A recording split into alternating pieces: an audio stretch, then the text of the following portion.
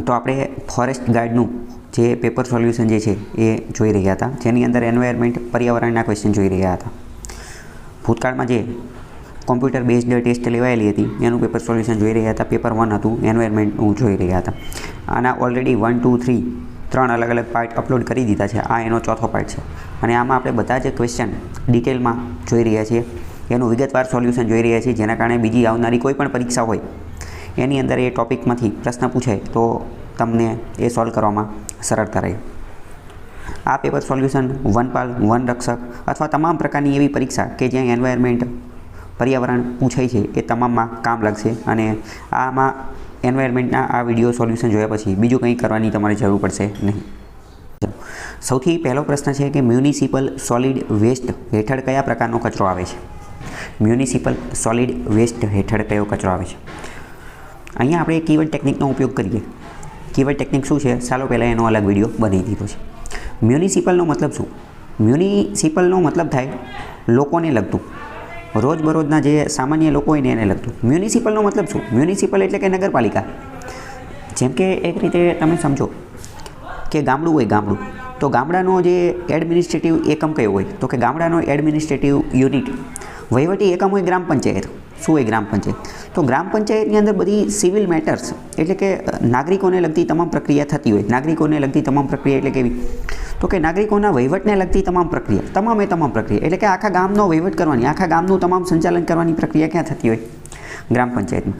Same તાલુકાની અંદર હોય તાલુકા પંચાયત, જિલ્લામાં હોય જિલ્લા પંચાયત, જેને આપણે સ્થાનિક સ્વરાજ્યની સંસ્થા કહીએ, લોકલ ગવર્નન્સ બોડી કહીએ.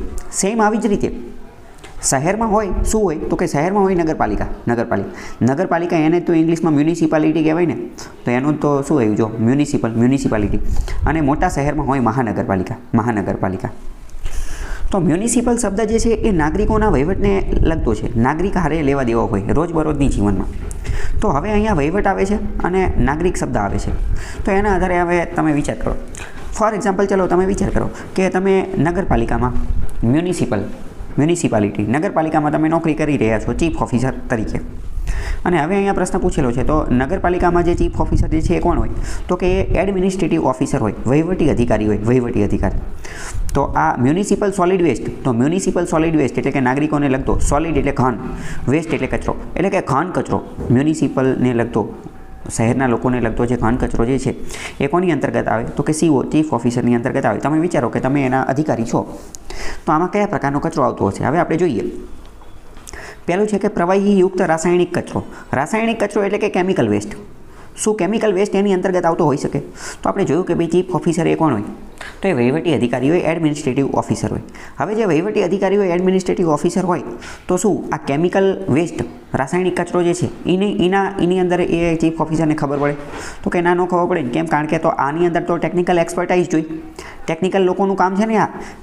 કેમિકલ વેસ્ટ હોય, રાસાયણિક કચરો હોય, એમાં ચીફ ઓફિસર વહીવટી અધિકારી શું કરે? એને કેમ ખબર પડે કે આ કયું કેમિકલ છે, આ કેમિકલની અંદર કેટલી માત્રા છે, આ કેમિકલની અંદર બીજું કયું કેમિકલ મિક્સ કરો તો શું થઈ જાય? બે અલગ અલગ બીજા એકાદા આડાવડા કેમિકલ ભેગા કરી દીધા અને બોમ્બ બની ગયું, ઝેરબેર બની ગયું, કંઈક બીજું થઈ ગયું. તો ઇન શોર્ટ પ્રવાહીયુક્ત રાસાયણિક કચરો, પ્રવાહી લિક્વિફાઈડ કેમિકલ વેસ્ટ. આ એક ટેકનિકલ એક્સપર્ટાઇઝ ધરાવતું કામ છે. તો આ જવાબ આવે નહીં. અને આમે બીજી વાત કરીએ, અહીંયા સોલિડ વેસ્ટ ઘન કચરાની વાત કરે છે, તો અહીંયા પ્રવાહી, તો એ તો જવાબ આવે જ નહીં. બીજી વાત કરીએ વાયુયુક્ત કચરો, વાયુમાં રહેલો કચરો. તો વાયુમાં કેવો કચરો હોય? તો વાયુની અંદર કચરો કેવો રહેલો હોય? એર પોલ્યુશન, હવાનું જે પ્રદૂષણ થયેલું હોય એ પ્રકારની વસ્તુ હોઈ શકે. કાર્બન ડાયોક્સાઇડનું પ્રમાણ વધી ગયું હોય, પાર્ટિક્યુલેટ મેટર્સ PM 2.5 કે PM5 એનું પ્રમાણ વધી રહ્યું હોય. હવે તમે વિચાર કરી લો, શું આ કામ ચીફ ઓફિસર કરી શકે? તો કે ન કરી શકે. ચીફ ઓફિસર વહીવટી અધિકારી છે અને આ જે વાયુયુક્ત કચરો PM 2.5 PM પાર્ટિક્યુલેટ મેટર્સ, આ બધું પણ કેવું કામ છે? એ પણ ટેકનિકલ એક્સપર્ટાઇઝ ધરાવતું કામ છે. અહીંયા તમે ખાલી એટલું વિચારી લો કે દિલ્હીનો જે પ્રશ્ન જે છે, દિલ્હીનું જે એર પોલ્યુશન, હવાના પ્રદૂષણનો જે પ્રશ્ન જે છે, એ મોટી સરકારથી એનું સોલ્યુશન આવતું નથી. દિલ્હી તો આપણી દેશની રાજધાની છે, બરાબર? દિલ્હી જે છે, Delhi is the world's most polluted capital city. પાટનગર રાજધાનીની દ્રષ્ટિએ જોઈએ તો સમગ્ર વિશ્વનું સૌથી પ્રદૂષિત રાજધાની હોય ને તો એ દિલ્હી છે. ડૉક્ટર જે છે એ એવું કહે છે કે તમે અહીંથી નીકળો, કે અહીંથી તાત્કાલિક જે છે નીકળી જાઓ, કે તમારે જો લાંબુ જીવવું હોય, સારી હવા ઓક્સિજનમાં જોતી હોય ને તો અહીંથી નીકળી જાઓ. એક તો બહુ ખતરનાક લેવલનો જોક્સ આવેલો હતો. એવો જોક્સ આવેલો હતો કે દિલ્હીની અંદર જે કે તમે છે ને કે બેંગ્લોરની અંદર તમે રોજ 10 સિગરેટ પીવો છો, એની કરતાં જો તમે દિલ્હીની અંદર યોગ કરો છો ને, દિલ્હીની અંદર યોગ કરો છો તો આજે બેંગ્લોરની અંદર 10 સિગરેટ પીશો ને તો એ વાંધો નહીં આવે, એ હેલ્ધી છે rather then doing yoga in Delhi. એટલે કે દિલ્હીમાં તમે યોગ કરતા હશો તો યોગ તો એક રીતે શરીર માટે સારી વસ્તુ છે, યોગ શરીર માટે સારી વસ્તુ, પણ કે આનું એર પોલ્યુશન જ એટલું ખતરનાક છે કે એ ઓલું એનું જે છે કંઈ કરી શકશે નહીં, એનો કંઈ ફાયદો નહીં થાય. એનાથી સારું કે તમે બેંગ્લોરમાં રહીને 10 સિગરેટ ફૂંકી નાખો તો એટલું બધું નુકસાન તમને નહીં થાય.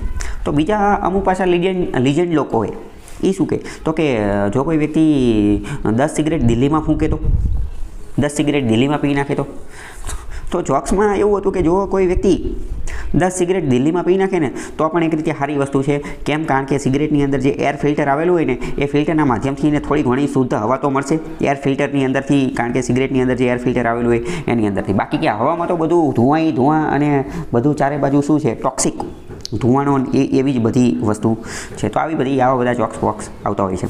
તો ઇન શોર્ટ સમજાણું કે વાયુયુક્ત કચરો, વાતાવરણમાં રહેલો કચરો એ પણ ટેકનિકલ એક્સપર્ટાઇઝ ધરાવતું કામ છે. દિલ્હીના પ્રશ્નનો સોલ્વ લાવી નથી શકતા તો કોઈ એક સામાન્ય વહીવટી અધિકારી એ કઈ રીતે લઈ શકે?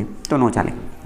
ઈ વેસ્ટ એટલે કે ઇલેક્ટ્રોનિક વેસ્ટ. તો એની અંદર આપણે જોયું કે ઇલેક્ટ્રોનિક વેસ્ટ એટલે કે કોમ્પ્યુટરને, પ્રિન્ટરને, મોબાઈલને આ બધામાંથી જે નીકળતો હોય કચરો હોય એમાં સામાન્ય રીતે હેવી મેટલ્સ ને એવું બધું હોય, ઝીંક ને સોનું ને એવું બધું હોય, સોનું ચાંદી ને એવું બધી વસ્તુ પણ હોય. તો એનું પણ તમે જુઓ કે એની અંદર પણ શું ટેકનિકલ એક્સપર્ટાઇઝની જરૂર પડે. તો આ એકેય લોકો એની અંદર હાલે નહીં. ઓપ્શન બચે છે પ્લાસ્ટિક અને કાગળનો કચરો. હવે તમે વિચારો પ્લાસ્ટિક અને કાગળનો કચરો, શું આમાં કોઈ ટેકનિકલ એક્સપર્ટાઇઝની જરૂર પડે? તો કે ના, ન જરૂર પડે. તો આ કચરો જે છે એ મ્યુનિસિપલ સોલિડ વેસ્ટ હેઠળ આવે. તો બી જવાબ સાચો પડશે. તો આવી રીતે આમાં આપણે કીવર્ડ ટેકનિકનો એનો ઉપયોગ કરી અને દિમાગ લગાવવાનું, બાકીનાને એલિમિનેટ કરવાની અને આવી ટેકનિકનો ઉપયોગ કરવો પડે. તો જવાબ જે છે એ પ્લાસ્ટિક અને કાગળનો કચરો આવશે. મ્યુનિસિપલ શબ્દનો મતલબ જ થાય લોકો સાથે લગતું, શહેરને લગતું, નગરને લગતું, જે સામાન્ય રીતે એની સ્થાનિક નગરપાલિકા દ્વારા થતું હોય ને.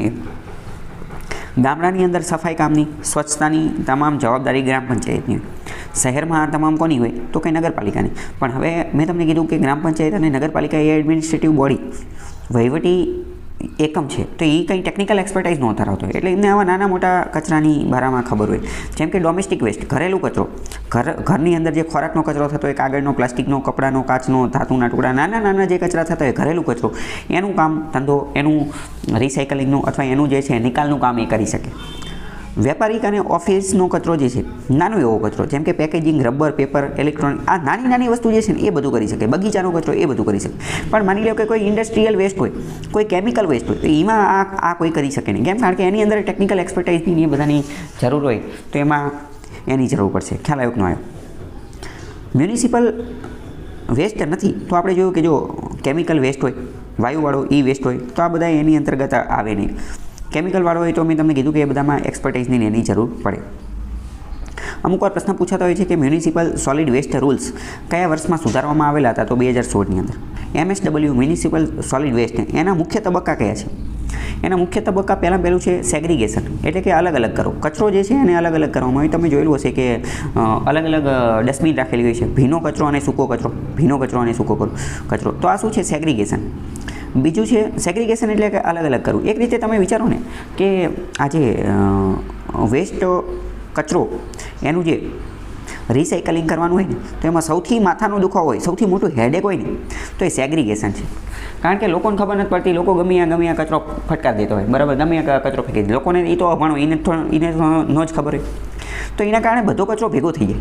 અને બધો કચરો ભેગો થઈ ગયો, હવે માની લો કે ડમ્પિંગ સાઇટની અંદર કે છેલ્લે આખા ગામનો કચરો ભેગો કર્યો, આખા શહેરનો કચરો ભેગો કર્યો, ટ્રેક્ટરની અંદર, ખટારાની અંદર, ડમ્પરની અંદર, ગમે એની અંદર, અને એ ડમ્પિંગ સાઇટની અંદર લઈ આવ્યા, રિસાયકલની અંદર લઈ આવ્યા. હવે અહીંયા બધો કચરો ભેગો હશે, અહીંયા બધો કચરો શું હશે? ભેગો હશે. તો અહીંયા સૌથી મોટો વાંધો શું પડશે? કારણ કે બધા કચરાનું રિસાયકલિંગ એક જ પ્રકારે ન થાય, બધા કચરાનું રિસાયકલિંગ અલગ પ્રકારે થાય. એટલે સૌથી પહેલું સ્ટેપ છે સેગ્રીગેશનનું. એમનું અલગ કરવું જરૂરી છે. કચરાને શું અલગ કરવો જરૂરી છે. એટલે જો લોકો જ્યારે કચરો નાખતા હોય, લોકો પોતાના ઘરેથી જ કચરો નાખતા હોય ત્યારે જો સેગ્રીગેટ કરી અને નાખે, અલગ કરી અને નાખે ને તો એક બહુ સારી વસ્તુ કહેવાય. તો જ્યારે એ ડમ્પિંગ સાઇટની અંદર કે રિસાયકલિંગ યુનિટ હોય અહીંયા જાય તો અહીંયા સેગ્રીગેટ કરવાની અંદર એટલો વાંધો પડે નહીં. તો ભારતની અંદર તમે સમજ્યા સૌથી મોટો વાંધો શું છે? સેગ્રીગેશનનો. અને એટલે તમે જોયું કે સરકાર પણ સેગ્રીગેશન ઉપર થોડું વધારે ધ્યાન આપતી હશે, પણ લોકોની અંદર અવેરનેસ, જાગૃતિની, એજ્યુકેશનની એનો અભાવ હોય એટલે સેગ્રીગેશનની અંદર બહુ વાંધો પડે છે. જાપાનની અંદર તમને જાણીને નવાઈ લાગશે કે જાપાનની અંદર લોકો જે છે એ સેગ્રીગેશનની અંદર બહુ વધારે પડતું માને છે, બહુ વધારે. એટલે કચરો એ લોકો અહીંયાથી જ સેગ્રીગેટ કરીને જ આપે. અને અહીંયા તો એવું પણ જોવા મળે, જો તમે સેગ્રીગેટ કરીને ન આપો તો એ કચરો તમને પાછો આપે, લોકોને પાછો દઈ દે કે પહેલાં સેગ્રીગેટ કરો ને પછી આપો. તો પહેલું સેગ્રીગેટ એટલે કે અલગ અલગ કચરો. તમે જોયું હશે કે ભીનો કચરો, લીલો કચરો, સૂકો કચરો, મેડિકલ વેસ્ટ માટેનું અલગ હોય, એ બધાના કલર કોડને એવું બધું પણ બનાવેલું હોય છે. બીજું છે કલેક્શન. તો સમજ્યા કે પહેલાં ઘરેથી જ તમારે કચરો સેગ્રીગેટ કરી નાખવાનો છે, પછી એનું કલેક્શન એકઠા કરવાનું, પછી એને ટ્રાન્સપોર્ટ કરવાનો, કે ગાડીવાળા આવ્યા ઘર છે કચરા નિકાલ તો એ ટ્રાન્સપોર્ટ કરવાનો, અને પછી એને ડિસ્પોઝલ, વેસ્ટ ડિસ્પોઝલ ફેસિલિટી હોય ત્યાં લઈ જવાનું. તો આ એના અલગ અલગ તબક્કા છે. આમાં સૌથી મહત્ત્વનો તબક્કો હોય તો એ સેગ્રીગેશનનો છે. હકીકતમાં બધા મહત્ત્વના જ છે, પણ સેગ્રીગેશન જે છે એની અંદર બહુ વાંધા જોવા મળતા હોય છે. અમુક વાર એવું વિચારવામાં આવે કે વેસ્ટ ટુ એનર્જી પ્રોજેક્ટ, એવો આવો એક એનર્જી પ્રોજેક્ટ બનાવવામાં આવે કે બધો કચરો જે છે ને એ કચરો આપણે એકઠા કરીએ, ભેગો કરીએ. આ કચરો જે છે એને સળગાવશું, કચરાને વેસ્ટ કચરો એને સળગાવશું, અને એના ધુમાડામાંથી આપણે ટર્બાઇન ફેરવશું, અને એની અંદરથી આપણે એનર્જી ઉત્પન્ન કરશું. તો એ આખી વસ્તુને વેસ્ટ ટુ એનર્જી પ્રોજેક્ટ કહેવામાં આવે. પણ આ એટલો બધો કારગર છે નહીં. કેમ? કારણ કે એની અંદર એનર્જીનું પ્રમાણ જે છે ખૂબ ઓછું ઉત્પન્ન થાય છે. અને બીજું એ કે મોસ્ટ ઇમ્પોર્ટન્ટ, કચરો જે આવે એ સારી ક્વોલિટીનો હોતો નથી. એનર્જી ક્યારે ઉત્પન્ન થશે? સારી ક્વોલિટીનો કચરો આવશે તો સેગ્રીગેશનની અંદર વાંધો પડતો હોય છે. આગળનો પ્રશ્ન છે કે ઈ વેસ્ટ, ઇલેક્ટ્રોનિક કચરો જે છે એના નિરાકરણ માટેનો શ્રેષ્ઠ ઉપાય કયો છે? તો પહેલું તો બર્નિંગ, એટલે કે સળગાઈ નાખો. તો જો એને સળગાવશો તો એની અંદરથી ઘણું બધું પ્રદૂષણ, પોલ્યુશન થશે. ડમ્પિંગ કરી નાખશો તો એનાથી જમીનને બધું નુકસાન થશે. એનો સારામાં સારો હોય ને તો એ રિસાયકલિંગ છે. કેમ? કારણ કે મેં તમને કીધું હતું કે ઇલેક્ટ્રોનિક વેસ્ટ, ઇલેક્ટ્રોનિક કચરો હોય એની અંદર ઘણી બધી પ્રિસિશિયસ મેટલ્સ, કિંમતી ધાતુઓ જોવા મળે છે. એની અંદરથી તમે ધારો તો એની અંદરથી સોનું, ચાંદીને સારી એવી કિંમતી ધાતુઓ જે છે એ એક્સટ્રેક્ટ કરી શકાય છે. તો રિસાયકલિંગ એ એની માટેનો બેસ્ટ રસ્તો છે. આગળનો પ્રશ્ન છે કે શહેરીકરણ એટલે કે અર્બનાઇઝેશન સાથે જોડાયેલી મુખ્ય સમસ્યા કઈ છે? તો કે ઉચ્ચ કુશળ કામદારો, હાઈલી સ્કિલ્ડ લેબર. તો એ સમસ્યા થોડી છે, એ તો સારી વાત છે ને. સ્કિલ્ડ લેબર હોય એ તો સારી વાત છે.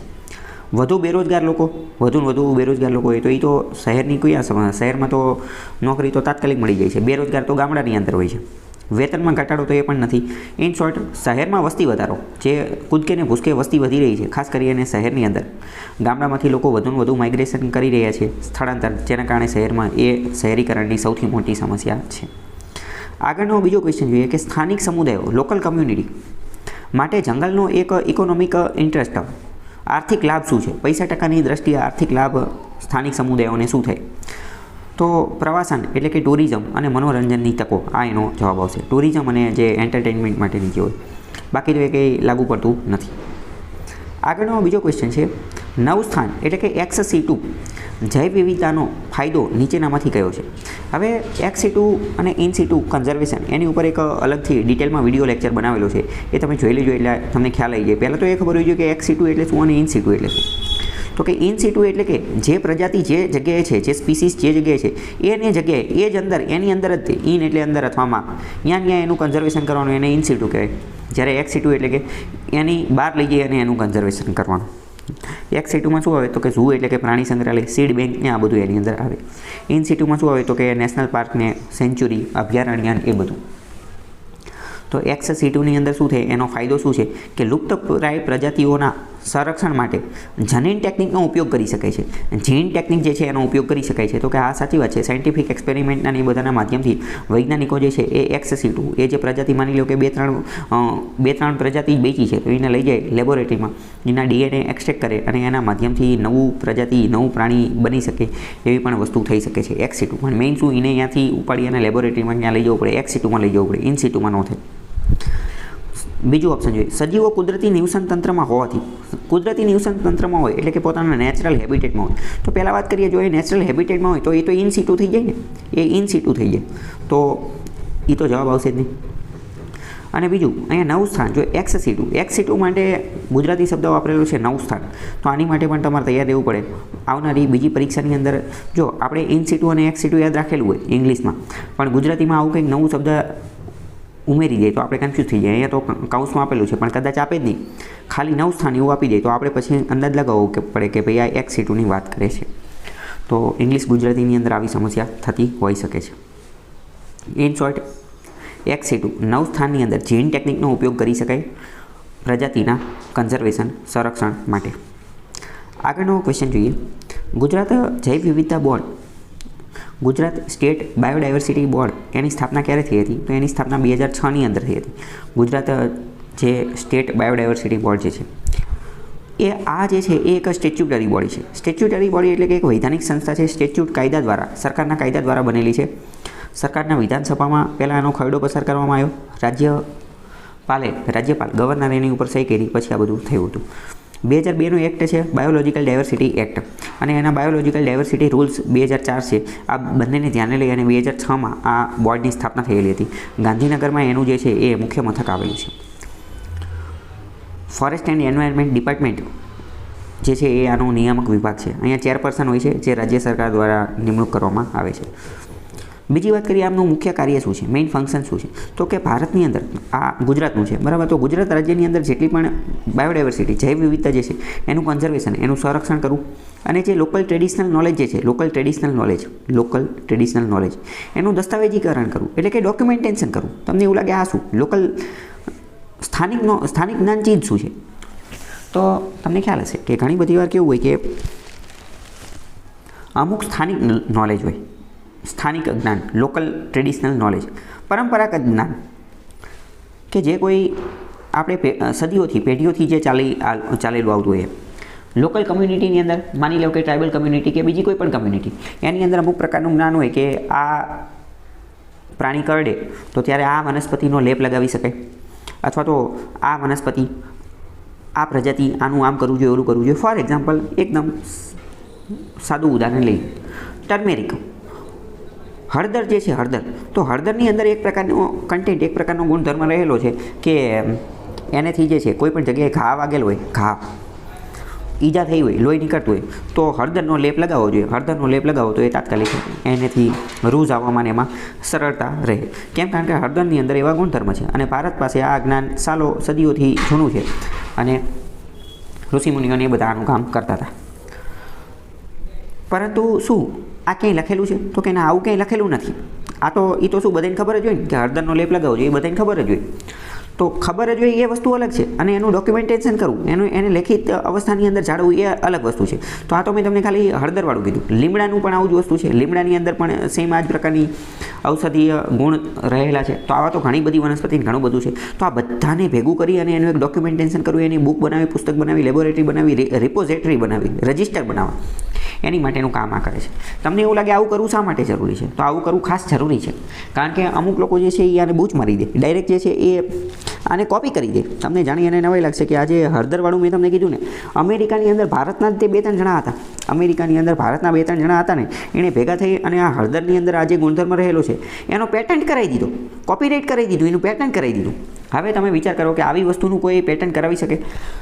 તો કે આવું ન કરાવવું જોઈએ. આ તો આપણને તો પહેલેથી જ ખબર છે, તેમ છતાં પણ એ લોકો જે છે આનું પેટન્ટ કરાવી દીધું. અને બીજું તમને જાણીને નવાઈ લાગશે કે જો આનું પેટન્ટ કરાવી દીધું તો એનો મતલબ એમ થાય કે પછી કોઈ બીજો વ્યક્તિ એ ઉપયોગ ન કરી શકે. હળદરવાળી વસ્તુનું તે એ લોકોએ પેટન્ટ કરાવી દીધું હતું. તો હળદરવાળી વસ્તુનું જો એ પેટન્ટ કરાવી દે ને, તો પછી આપણે પણ એ હળદરનો ઔષધિ તરીકે ઉપયોગ ન કરી શકીએ. એ આપણી ઉપર કેસ કરી શકે. ભારત સરકાર જે છે એણે પછી આનો વિરોધ કર્યો, વિરોધ નોંધાયો અને કીધું કે તમે આ શું ગાંડાઈ કરો છો, કે તમને કંઈ ખબર પડે છે કે નહીં? અમારી પાસે આ તો અમારું ટ્રેડિશનલ નોલેજ છે, આ તો આનું કોઈ પેટન્ટ વગેરે ન હોય. અને ત્યારથી પછી ભારત સરકાર જે છે એને આની ઉપર પગલાં લેવાનું કામ કર્યું અને કીધું કે ભાઈ આવી વસ્તુનું પેટન્ટ ન થવું જોઈએ. તો આખી ઘટના થઈને એને કહેવાય બાયોપાયરસી. પાયરસી એટલે શું? તો કે કોપી કરી લેવું, ચોરી કરી લેવું. તો આ તો એક રીતે ચોરી જેવું જ થયું ને, બાયોપાયરસી કરી નાખી, બાયોપાયરસી, ચોરી કરી લેવી. તો આના કારણે સ્થાનિક જ્ઞાનનું દસ્તાવેજીકરણ જે છે જરૂરી છે. તો એ કામ કોનું છે? આ જે બાયોડાયવર્સિટી બોર્ડ જે રહ્યું, જૈવ વિવિધતા બોર્ડ, એ આ સ્થાનિક જ્ઞાનનું દસ્તાવેજીકરણ કરે. આવું જેટલું પણ સ્થાનિક જ્ઞાન હોય એ બધાનું ડોક્યુમેન્ટેશન, એના પુસ્તકને એવું બધું બનાવે, એની રિપોઝિટરી બનાવવાનું કામ કરે, જેના કારણે ઘણા બધા લોકોને આનો લાભ મળી શકે. પીપલ્સ બાયોડાયવર્સિટી રજિસ્ટર બનાવવાનું કામ કરે છે. દરેક ગ્રામ પંચાયતની અંદર એક કમિટી બનાવવામાં આવે છે, બાયોડાયવર્સિટી મેનેજમેન્ટ કમિટી. ગ્રામ્ય લેવલે બાયોડાયવર્સિટીના સંરક્ષણ એની માટે કે જે અહીંયાના સ્થાનિક છોડ હોય, સ્થાનિક પ્રાણી હોય, એ સ્થાનિક છોડની અંદર, પ્રાણીની અંદર જે ઔષધીય ગુણ રહેલા હોય અને એમનું જે પરંપરાગત જ્ઞાનનું દસ્તાવેજીકરણ કરવાનું કામ કરે છે. એક્સેસ એન્ડ બેનિફિટ શેરિંગનું આ બધું કામ જે છે એ કરવામાં આવે છે. બાયોડાયવર્સિટીના કન્ઝર્વેશન માટેના પ્રોજેક્ટ ચલાવે છે. મેંગ્રુવ કન્ઝર્વેશન માટે ગીર વિસ્તારની અંદર, કચ્છના રણ, બન્નીની અંદર, બન્ની ગ્રાસલેન્ડ, એ બધી જગ્યાએ અવેરનેસ એજ્યુકેશન, પોલિસી એડવાઇઝરી, આ બધા અલગ અલગ કામ જે છે એ કરે છે. વાત કરીએ ગુજરાતમાં આ બાયોડાયવર્સિટી બોર્ડ જે છે એના 3 અલગ અલગ ઇકો ઝોન પણ આવેલા છે. એક તો કચ્છનો, એક ગીર જંગલનો અને સૌરાષ્ટ્રના દરિયા કિનારાના વિસ્તારનો, એ બધી જગ્યાએ આવેલું છે. આ બધું કામ છે 600થી વધુ બાયોડાયવર્સિટી મેનેજમેન્ટ કમિટી જે છે એ આના દ્વારા ચલાવવામાં આવે છે. પ્રશ્ન પૂછાઈ જશે, ગુજરાત સ્ટેટ બાયોડાયવર્સિટી બોર્ડ કયા કાયદા હેઠળ રચાયેલું છે? તો બાયોલોજિકલ ડાયવર્સિટી એક્ટ 2002 અંતર્ગત. પીપલ્સ બાયોડાયવર્સિટી રજિસ્ટર PBR કોણ તૈયાર કરે છે? તો આ જે બોર્ડ સ્થાનિક બાયોડાયવર્સિટી મેનેજમેન્ટ અને બોર્ડ જે છે એ તૈયાર કરે છે, એની committee. Access and benefit sharing એ શું છે? તો એ એવું કહે છે કે આ જેટલું પણ ટ્રેડિશનલ નોલેજ જે છે, ટ્રેડિશનલ નોલેજ એનો બધાને ભાગ મળવો જોઈએ, એનો બધાને બેનિફિટ, ફાયદો થવો જોઈએ. અને આ ફાયદો કેવો થવો જોઈએ? કે બધાને યોગ્ય રીતે, જસ્ટિસ, ન્યાયપૂર્ણ રીતે થવો જોઈએ. જેમ કે ઓલાને પોતાની રીતે પોતાનો ફાયદો મેળવવા માટે હળદરનું પેટન્ટ નોંધાઈ દીધું, તો શું એ ઇક્વલ બેનિફિટ થયો? શું એ જસ્ટિસ, ન્યાયપૂર્ણ હતું? તો કે ના, એ અન્યાયપૂર્ણ હતું. તો એને અટકાવવા માટે ઇક્વલ બેનિફિટ શેરિંગ જે છે એ થવું જોઈએ, એની માટેનું આ કામ કરે છે. GSBBના મુખ્ય કાર્યાલય હેડક્વાર્ટર ગાંધીનગરમાં આવેલું છે. અને BMC biological management committee, biodiversity management committee, એની રચના જે છે એ સ્થાનિક સ્વરાજ્યની સંસ્થાઓ દ્વારા કરવામાં આવે છે. આગળનો પ્રશ્ન છે કે નીચેનામાંથી કયો પ્રોટોકોલ છે કે જેનો ઉદ્દેશ્ય ઓઝોન સ્તરને ક્ષીણ કરવાવાળા જે રસાયણો જે છે એનું માનવ ઉત્પાદિત એવા રસાયણો ઘટાડવાનો છે? એટલે કે ઓઝોન સ્તરનું ગાબડું પાડવાવાળા જેટલા રસાયણો જે છે એ બધાને ઘટાડવાનો ઉદ્દેશ્ય કોનો છે?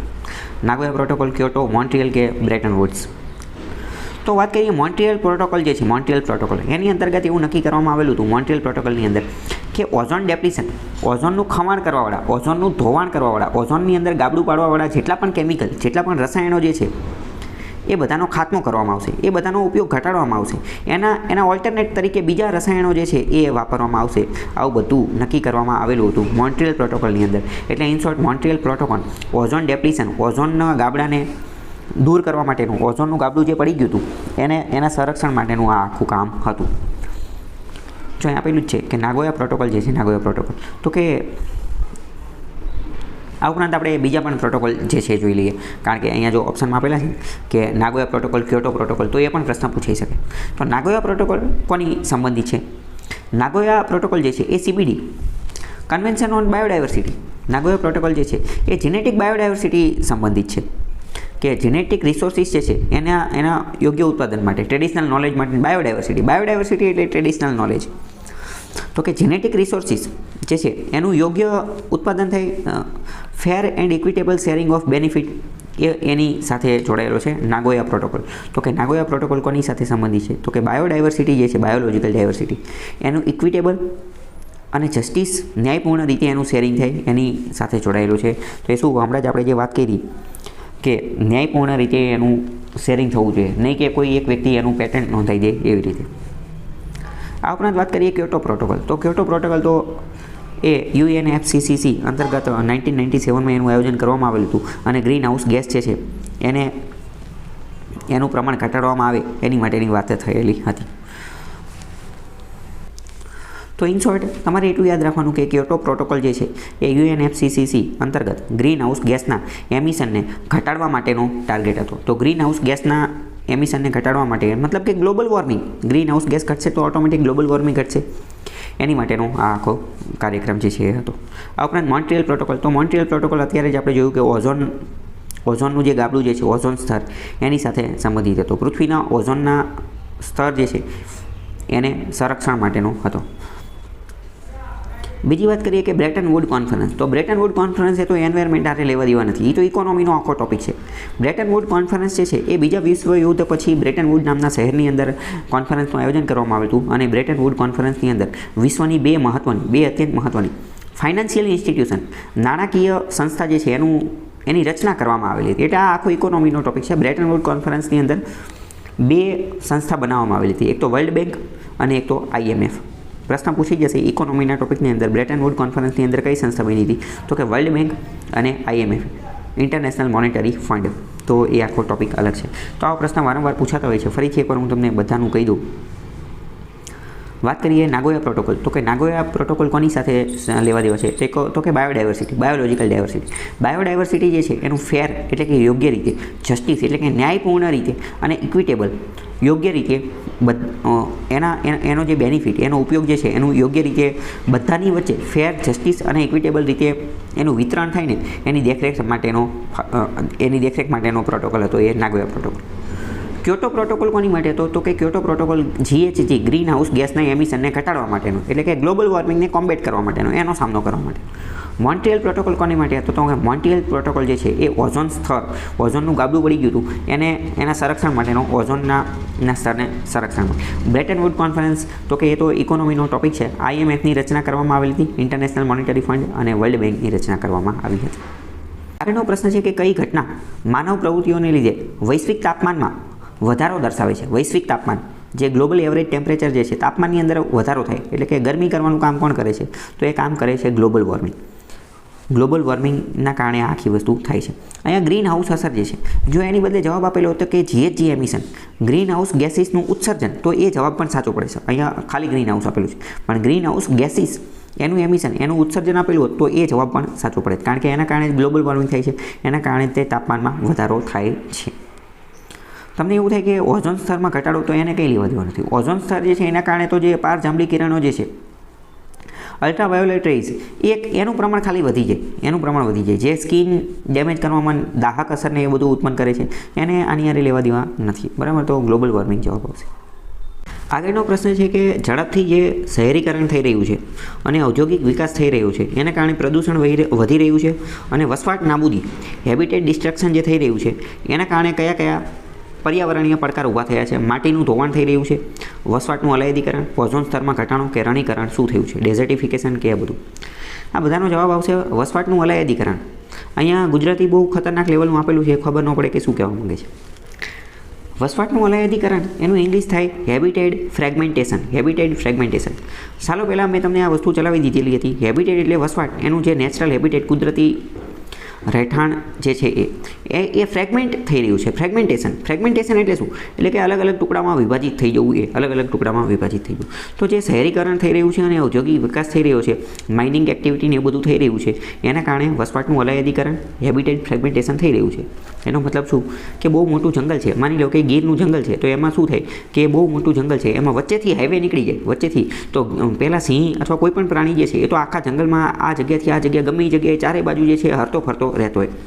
પરંતુ જેવો વચ્ચેથી હાઈવે નીકળો એટલે હવે એ નામની જગ્યાથી બી નામની જગ્યાએ જઈ શકશે નહીં. કેમ? કારણ કે વચ્ચે હવે હાઈવે નીકળી ગયો. એટલે ગીરના જંગલની અંદર જ વાત કરીએ તો અહીંયા રેલવે ટ્રેકના કારણે, રેલવેના પાટા આવેલા છે, રેલવે ટ્રેક, એના કારણે ઘણું બધું ડિસ્ટર્બન્સ જે છે એ જોવા મળતું હોય છે સિંહ અને એના અન્ય જે પ્રાણીઓ જે છે એ બધાને.